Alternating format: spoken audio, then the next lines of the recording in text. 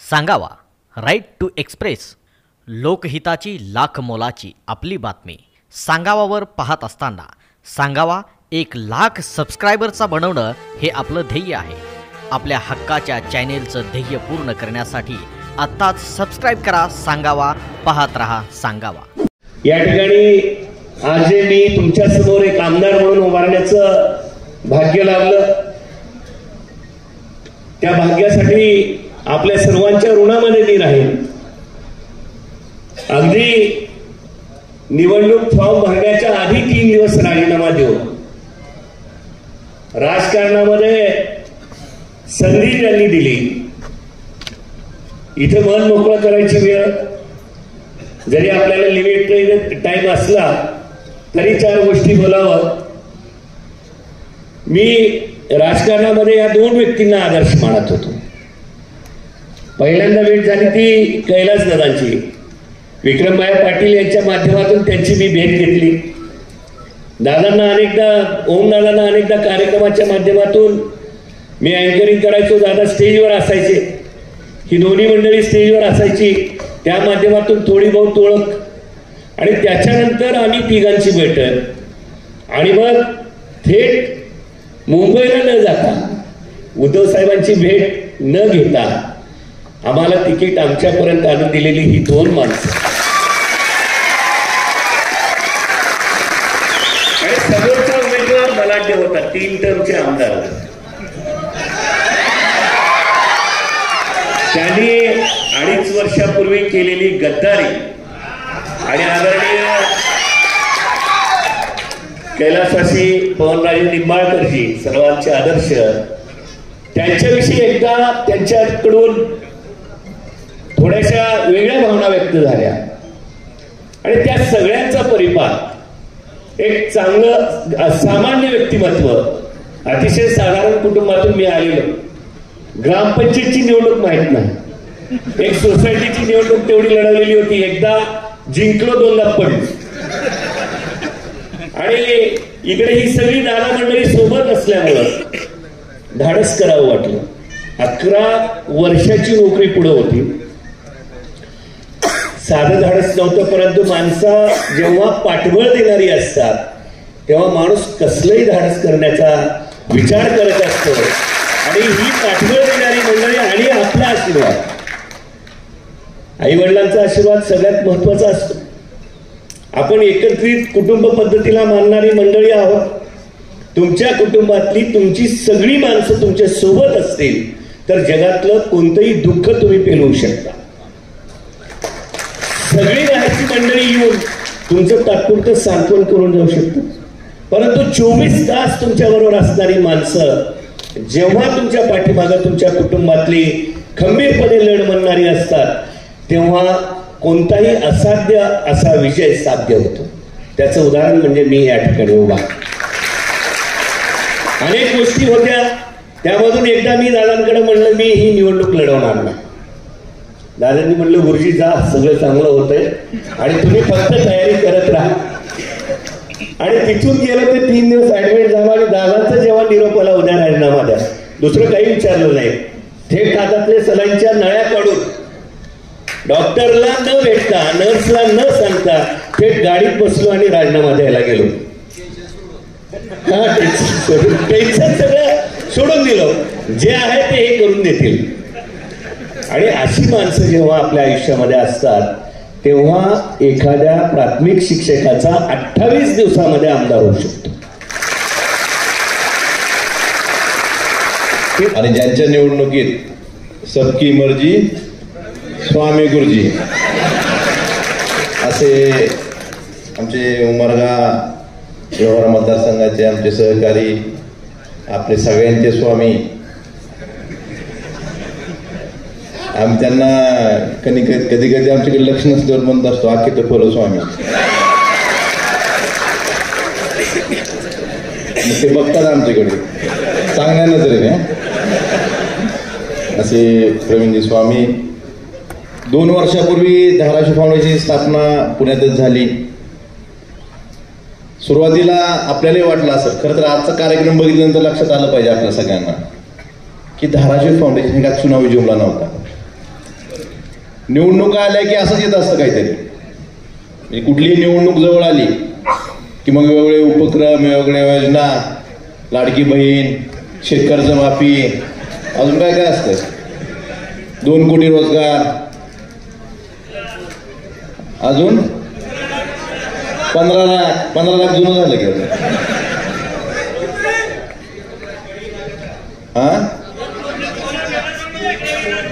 हे सांगण्यासारखं. निवडणूक आली की जशी आश्वासने तशी योजना पण निघतात.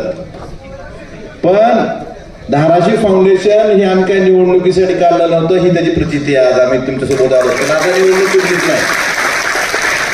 धाराशिव फाउंडेशन स्थापन करण्याचा उद्देश एकमेव होता आमचा की आपल्या माणसाला एकत्र आणणे, तुमच्यासाठी काम करणे हे आमचं कर्म समजतो आम्ही. आपल्या माणसाला, मग तो पुण्यात असू या पिंपरी चिंचवडमध्ये असतो, कुठेही देशातल्या कानाकोपऱ्यात असू द्या, त्याच्या वेळेला पडणं, त्याच्या कामाला पडणं हे आमचं कर्म समजून आम्ही काम करणारे. मी असेल, ओमदादा असतील, स्वामी सरातली माणसं आहेत. आणि आपल्या धाराशिव जिल्ह्याची, मराठवाड्याची वेगळीच ही आहे. त्यामुळं आपल्या जीव धाराशिव ह्याच्या मागचा उद्देश तुझा की आपण जीव लावणारी माणसं आहेत. म्हणजे एखाद्याने जीव लावला तर त्याला तेवढा जीव लावतो, आणि जीव एखाद्या वाकडा शिरला तर सुट्टी नाही. खरं स्वामी सर एवढं चांगलं बोलले, शिक्षक आहेत, सूत्रसंचालक आहेत.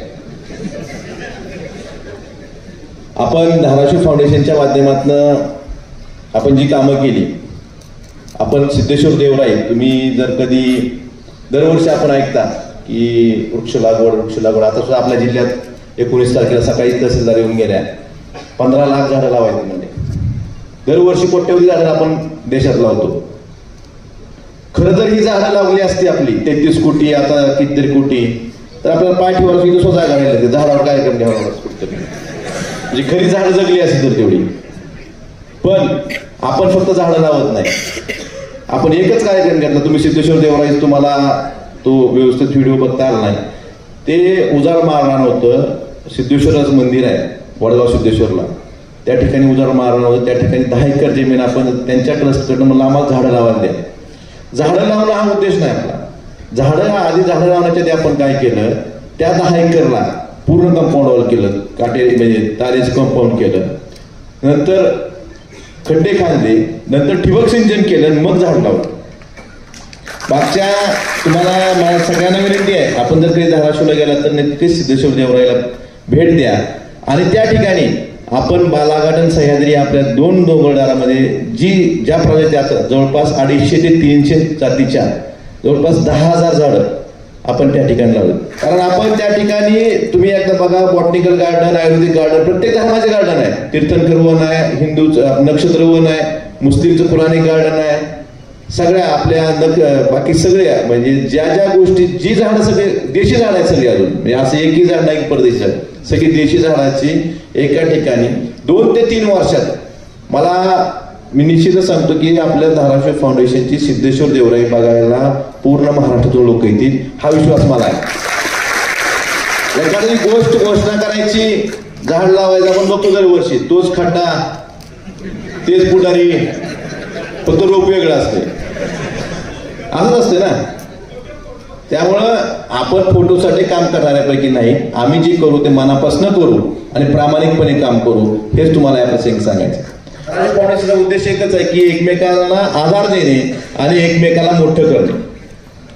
त्यामुळे एकमेकाला मोठं करण्यासाठी आपण एकमेकांची माहिती, सगळ्यांपैकी कुणाचा काय व्यवसाय आहे, समजा आपल्याला एखादी गोष्ट पाहिजे असेल तर आपल्या त्या संबंधित व्यवसायाला आपण, आपल्या संबंधित जर कोण असला धाराशिवचा, आपण निश्चितच त्याला संपर्क करू शकतो. बाकीच्या पेक्षा कमी दरात तो आपल्याला ते सर्व्हिस देऊ शकतो. यासाठी आपण सगळ्यांनी नोंदणी करणं गरजेचं आहे.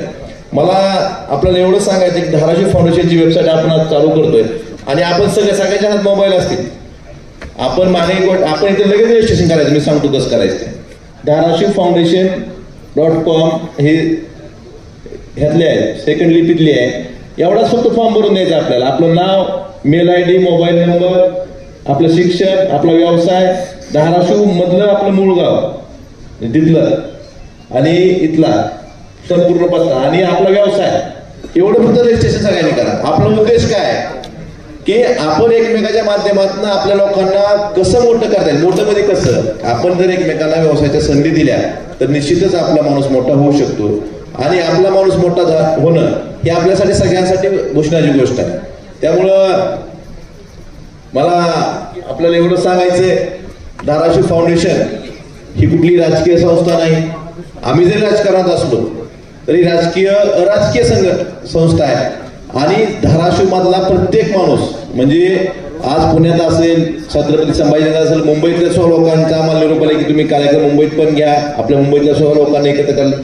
आमचे काही मित्र परदेशात आहेत, ते सुद्धा आपल्या धाराशिव फाउंडेशनच्या माध्यमातून एकत्र होऊन आपल्या जिल्ह्यासाठी, आपल्या मातेसाठी काहीतरी करण्याचं त्यांचा मानस आहे. यासाठी सुद्धा आपण सगळ्यांनी एकत्र राहणं गरजेचं आहे आणि एकमेकांना मदत करणं गरजेचं आहे.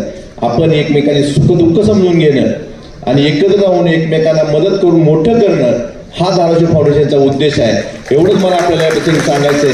आज ही काम सोपं नाही, साधं नाही. आज मला अभिमान आहे की जिल्ह्यात जी पूर्वी असायचं की राजकारण म्हणजे फक्त एका कुटुंबाची मक्तेदारी, राजकारण म्हणजे एका कुटुंबाचीच मक्तेदारी आणि एका कुटुंबाचंच नाव, असं असण्यापेक्षा सामान्य कुटुंबातली माणसं जेव्हा या राजकारणात येतात तेव्हा त्यांच्या कर्तृत्वाच्या ताकदीवर सुद्धा राजकारण चालवलं जाऊ शकतंय. मला वाटतं या दोन्ही मंडळींनी या ठिकाणी सिद्ध केलं आणि अभिमान वाटावा असं काम आहे. आज कैलासदादांनी खरं तर मला थोडं जरा संयोजकाचं आणि आमच्याकडनं जरा ते आमचं कुठं आहे द्या. अरे एक झाड लावलं तर त्याचा अर्धा तास रील तयार करते ती. इथे एक झाड लावलेलं नाही, 10,000 झाडं लावले, 10,000. आणि देशी झाडं सगळी 300 प्रजातीची. आणि नुसती लावली नाहीत, दादानी सांगितलं तसं शतकोटी वृक्ष लागवड. तुम्हाला माहिती आहे शतकोटी. आता अजून मला 19 तारखेला परवा DFO CFO अधिक म्हणले काय म्हणले आता घनदाट वृक्ष लागवड. म्हणतो कुठं, किती, जिल्ह्यात 15 लाख आहे. हा ती मिळलंय काय काय नाव आहे ती, आपलं नाव येडवाकडं होईल तोंड अशी नाव आहे ती. पण बांधवानो खरंच सिद्धेश्वर देवराईमध्ये येऊन बघा, त्या 10 एकर क्षेत्रामध्ये एक दिवसाचं काम नाही ते. दीड वर्ष जवळपास होत आलंय त्याला. पूर्ण खड्डे खांदून, कारण माळरान आहे, काळी माती भरून प्रत्येक झाडाला ड्रीप आणि मग ती झाड त्या ठिकाणी लावले. नुसतं लावलंच नाही तर ती झाड जगवण्यासाठी पूर्ण वर्षभर त्याच्यासाठी परिश्रम घेतले. आणि दादा म्हणले ती बरोबर आहे की संकल्पना सांगितली, सुचवली, प्रयत्न केले, पण ह्याच्यासाठी काम करणारी मंडळी जी आहेत खरंच एकाचं नाव घेऊन ते पूर्ण होणार नाही. असंख्य लोक आज त्या ठिकाणी काम करतायत आणि त्याच्यामुळं आज ती सिद्धेश्वर देवराई त्या ठिकाणी आपल्याला उभे राहिलेली दिसते. अभिमान वाटावा असं काम आहे. जे म्हणतात ना माणसं मरावे परी कीर्ती रूपे उरावे, मला वाटतंय ती लावलेली झाडही मला वाटतं कायम करणार. मला ती कैलासदादाची सूचना आहे सारखी, लय चिडत जाऊ नका, लय चिडत जाऊ नका. म्हणजे नाही चिडले की अशी करते.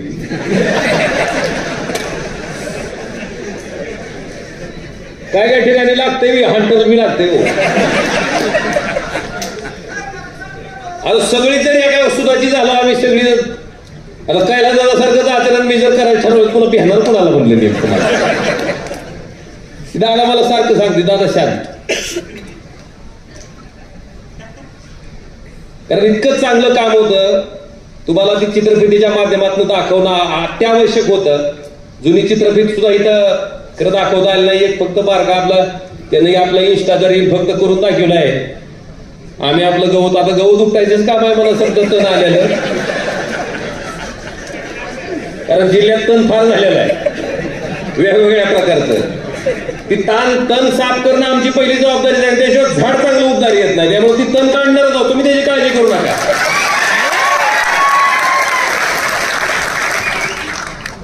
आणि तण काढत असताना थोडं त्रास देतच.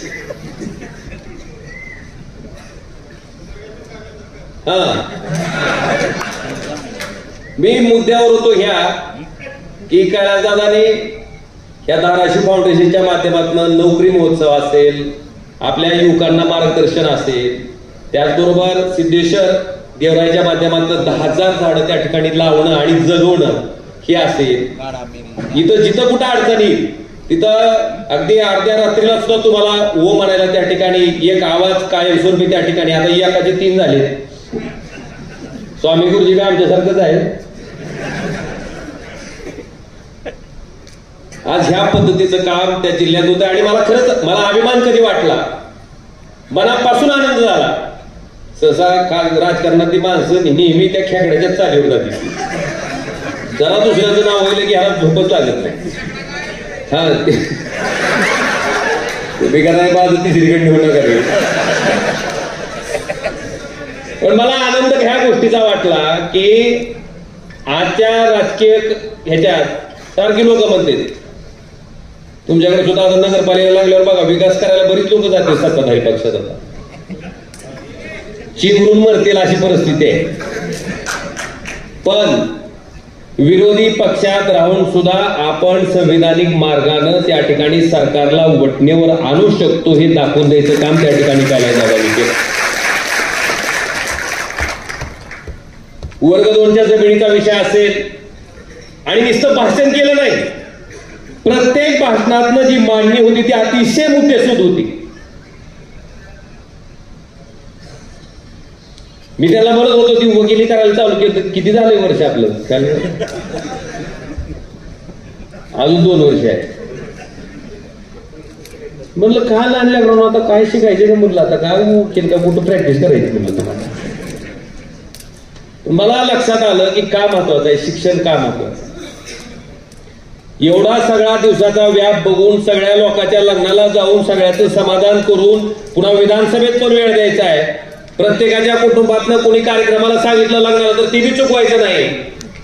सगळ्याची मर्जी, सगळ्याचं मन सांभाळून, सगळं काम काज सांभाळून. खरंच ह्या 72 माणसानं मला वाटतं आजची किती 2 वर्ष झाली का 3 झाली याला माहिती. 3 वर्ष पट्ट्यानं 5 झाले बरं का. आणि मग त्याच्या भाषणात मला लक्षात येईल की अतिशय सुंदर मांडणी, आता विधानसभेत केलेली भाषणं त्यांची अतिशय सुंदर मांडणी होती. कायद्याच्या संदर्भात, शेतकऱ्याच्या बाबतीत, बियाण्याच्या बाबतीत त्या ठिकाणी सरकारला तिने जे लक्षात आणून दिलं की तुम्ही हा कायदा करण्याच्या दृष्टीनं मागच्या 5 वर्षात ते कायदा सभागृहात आणला होता, पण वेळेत तो त्या ठिकाणी तुम्ही दोन्ही सभागृहात मंजूर करून न घेतल्यामुळं तो कायदा विभंगत झाला. आता परत तो कायदा आणावा लागेल. खरंच तुम्हाला जर शेतकऱ्यांचं कुठं भलं करायचंय ही तुम्हाला जर वाटत असेल तर तो कायदा त्या ठिकाणी परत आणावा लागेल. आणि अभिमान या गोष्टीचा वाटला की स्वतः मंत्र्याला उठून त्यांचं महत्व त्या ठिकाणी मान्य करावं लागलं. मंत्री स्वतः वकील त्या ठिकाणी त्यांना मान्य केलं.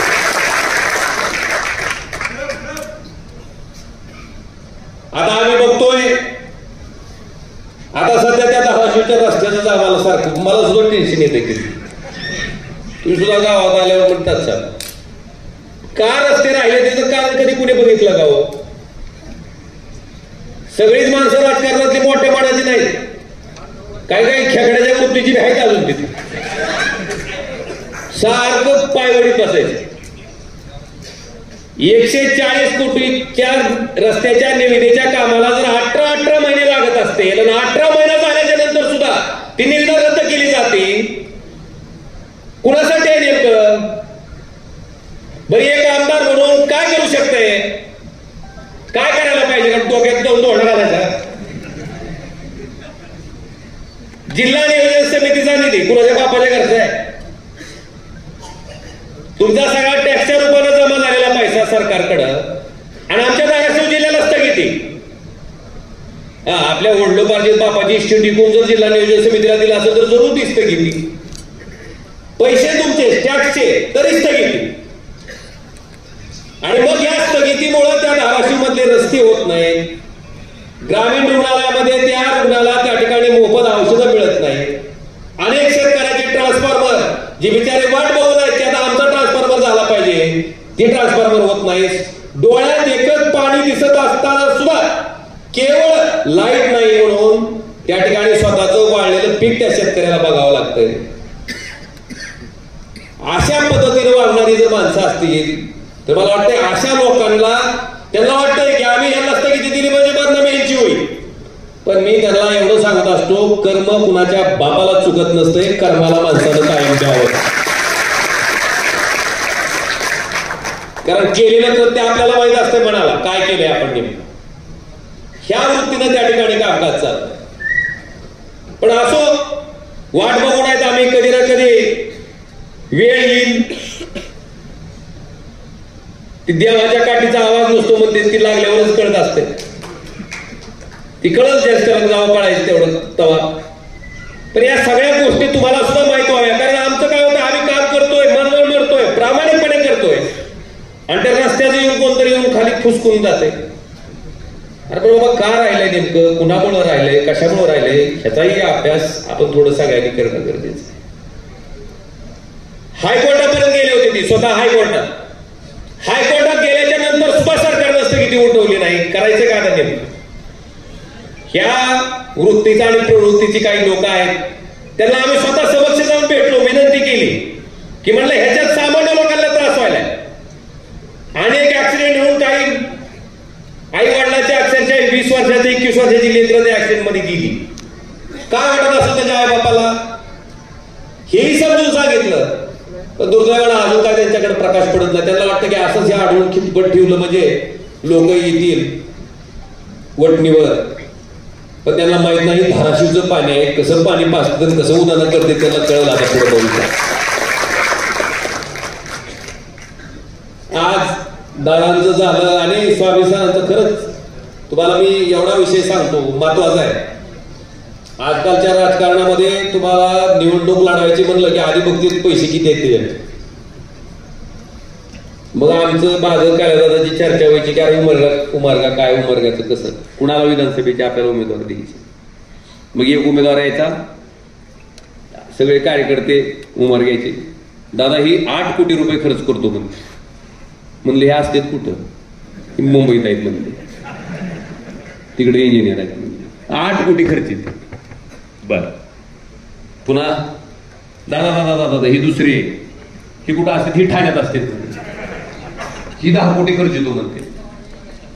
म्हणलं का ना आपण काय मतदारसंघाचा लिलाव लावलाय का म्हणलं की 8 कोटी खर्च येतो, ते 10 कोटी खर्च येतो.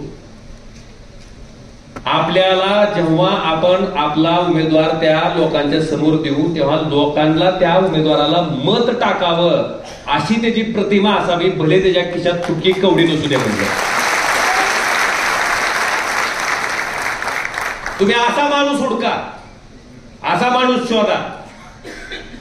आणि मग आमचे सुद्धा शिवसैनिक सगळेजण कामाला लागले. आणि स्वामी गुरुजींचं काम फार म्हणजे खरं त्या माणसानं कोरोनासारखी परिस्थिती होती, सगळ्या शाळा बंद होत्या, पण ही एकमेव शिक्षक होते की ज्याने मंदिराच्या माईक वरनं त्या ठिकाणी विद्यार्थ्यांना ज्ञानदानाचे धडे दिले. या माणसानं रोटरीचा अध्यक्ष म्हणून तालुक्याचं काम केलं. सामाजिक काम प्रचंड मोठ्या प्रमाणात होतं. हा एक अडचण होती, फक्त पैसे नव्हते. आणि गंमत बघा, आर्थिक ताकद नसताना 3 टर्मचा बलाढ्य उमेदवार समोर उभा असताना सर्वसामान्य माणसानं मनात घेतल्याच्या नंतर काय क्रांती होऊ शकते अख्ख्या महाराष्ट्राला दाखवायचं काम जर कुणी केलं असेल तर त्या उमरग्याच्या मतदारसंघामध्ये. आता किती उमरग्याचं कोण असं तरी विचारा, कसं होती हवा, पाहिल्याला आवाजच नव्हता आणि भांडू खर्चित होती. दे ये ये ये ये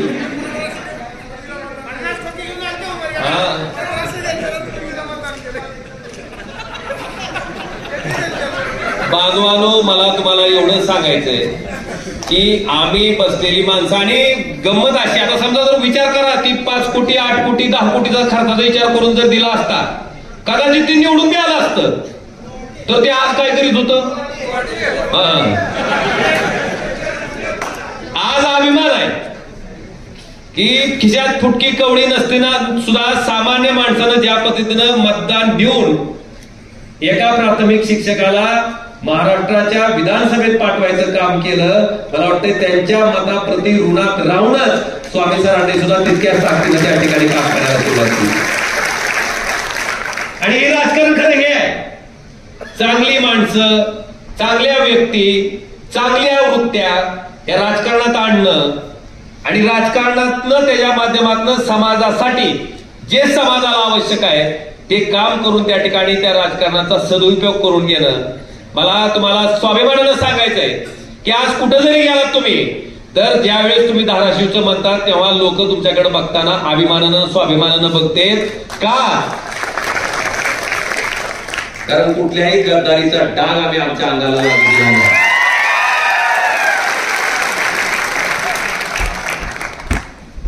अनेक आमिषे होती, ह्याव करूंगा त्याव करूंगा.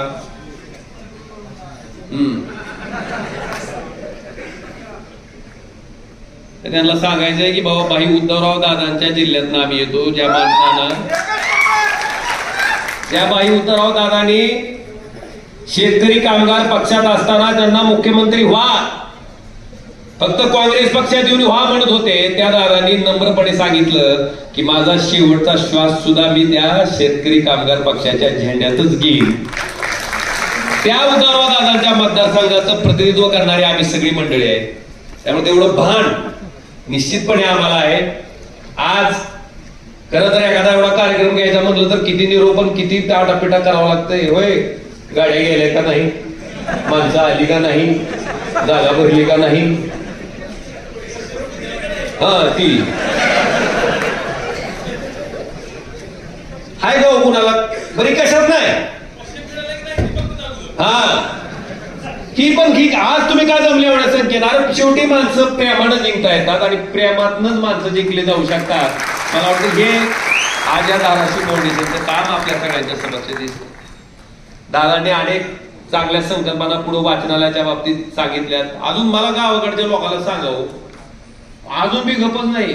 सटवाई झाली की मसुबा आहेच कुठल्या तरी कोपऱ्याला बसला, ती देवस्थान आहे द्यावंच लागते. काय सभा मंडप, अरे ती नाही, ती गावात आली नाही, चौथं करावंच लागते. ती तीन आणि चौथं, बरं चौथं करून बी समाधान नाही. उपयोग काय त्याचा? आज गावाकडच्या माणसाला त्या सुद्धा लक्षात आलं पाहिजे, कारण आपली लेकरं शिकली पाहिजेत. मग शिकण्यासाठी मसुबाच्या पुढचं सभा मंडप आवश्यक आहे का त्या विद्यार्थ्यासाठी वाचनालय गावात आवश्यक आहे? हे मला वाटतं त्या सामान्य माणसाला सांगणं गरजेचं आहे. मी तर डोकं फोडून सांगतो, माझ्या भाषेत सांगतो, मला मध्ये लोईस फसफसच बोलते. आता खरं बोलल्यावर सारखी आईला राग येते म्हणते ती. पण खरंच काय आवश्यक आहे? मी कायम सांगत असतो की आम्ही बसलेल्या माणसाला नुसतंच समाजाला काय आवडतंय, कानाला काय गोड वाटतंय तेवढंच बोलण्यापेक्षा त्याच्यासाठी काय आवश्यक आहे, जरी ते कडू असलं औषध, जरी ते कटू असलं तरी खरंच काय आवश्यक आहे हे आपण निर्भीडपणे समाजाला सांगणं गरजेचंच आहे. आणि असं मानूनच मला वाटतं लोकप्रतिनिधींनी त्या ठिकाणी काम करणं गरजेचं आहे. तो काय काय लय भानगड आहे. तो फोन करते ती, म्हणजे आपल्या जिल्ह्याचं मी नाव म्हणून म्हणत नाही, आपल्या जिल्ह्यातलं नव्हतं, दुसरीकडचंच होतं. नाव सांगत नाही, पुन्हा ती जिल्हा माझ्यावर नाराज व्हायचा. दादा म्हणला गाडी पकडली, म्हणलं आपली पोलिसांनी. काय आपली ताकद आहे का नाही म्हणली, पावर दाखवा म्हणली, पावर.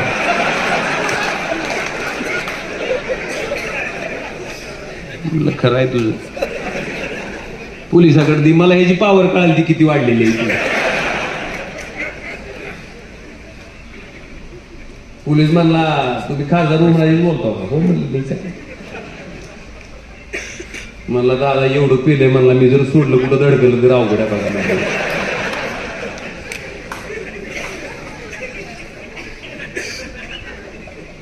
आता कशी पावर दाखवू त्याला? पोलिसाला म्हणलं त्याला उतरूस तर सोडू नको म्हणलं, त्याचं ठेव म्हणलं. चांगली उतरल्यावर पुन्हा सोड म्हणलं, कारण स्वतः तर जीव धोक्यात घालील, दुसऱ्याला कुणाला तरी अजून वनवास आणील म्हणले, त्याला तिथं थांबून ठेव म्हणलं. दुसऱ्या दिवशी सकाळी फोन लावून आवाज विचारले, उतरले का नाही पावर म्हणलं, आपली कळली का नाही पावर. अशी बी आहे ती काय काय, तर करावं काय. पण आपल्या जिल्ह्याच्या बाबतीत मी तुम्हाला एवढंच सांगतो की सगळीच माणसं आपली अतिशय निर्मळ आहेत, प्रामाणिक आहेत. कष्टानं प्रामाणिकपणे माझ्या पूर्वीच्या ज्यांनी सूत्रसंचालन या ठिकाणी करत होते त्यांनी सांगितलं की काय काय लोकांचं तर उदाहरण आहे की इथं बिगारी काम म्हणजे गवंड्याच्या हाताखाली काम करून बिल्डर झालेले माणसं सुद्धा इथं तुम्हाला दाखवता येतील नाराजी. एक प्रामाणिक कामाशिवाय आणि कष्टाशिवाय त्या ठिकाणी होऊ शकत. आणि अशी ही माणसं आहेत. खरंच आम्ही नशिबान आहेत की आख्या तुम्ही बघितलं लाडक्या बहिणीच्या ह्याच्यात काही गेलं बोंबललं दादाडाग नांची करी. तुम्ही बघा महाराष्ट्राचे निकाल बघितले का नाही. हा म्हणली गेली लाडक्या बहिणी तिकडे गेलो. एकमेव आपला धाराशिव जिल्हा आहे की एवढे सगळे आमिष दाखवल्याच्या नंतर सुद्धा लोकांनी प्रामाणिक कामाला त्या ठिकाणी नाकारलं नाही आणि गद्दारीला गाडायचं काम त्या ठिकाणी केलं. एकमेव आपला जिल्हा. आणि म्हणून आम्हाला सुद्धा अभिमान, आम्हाला हुरूप येते. आम्हाला सुद्धा काम करत असताना त्या ठिकाणी प्रेरणा मिळते, आम्हाला प्रोत्साहन मिळतंय तुमच्या सगळ्याकडे. कारण तुम्ही योग्य पद्धतीनं आमच्या पाठीशी उभं राहायचं काम केलंय. आणि तुमची प्रेरणा घेऊनच आज एवढ्या भले नसल सरकार, भले आम्हाला नाही सत्तेत बसता आलं, पण तुमची मान कुठेही खाली जाणार नाही अशा पद्धतीचंच काम आम्ही इथं बसलेल्या तिन्ही मंडळीकडनं त्या ठिकाणी भविष्यात सुद्धा करत राहू एवढं वचन मी तुम्हाला देतो. सांगावा राईट टू एक्सप्रेस, लोकहिताची लाख मोलाची आपली बातमी. सांगावावर पाहत असताना सांगावा 1,00,000 सबस्क्रायबरचा बनवणं हे आपलं ध्येय आहे. आपल्या हक्काच्या चॅनेलचं ध्येय पूर्ण करण्यासाठी आत्ताच सबस्क्राईब करा सांगावा. पाहत रहा सांगावा.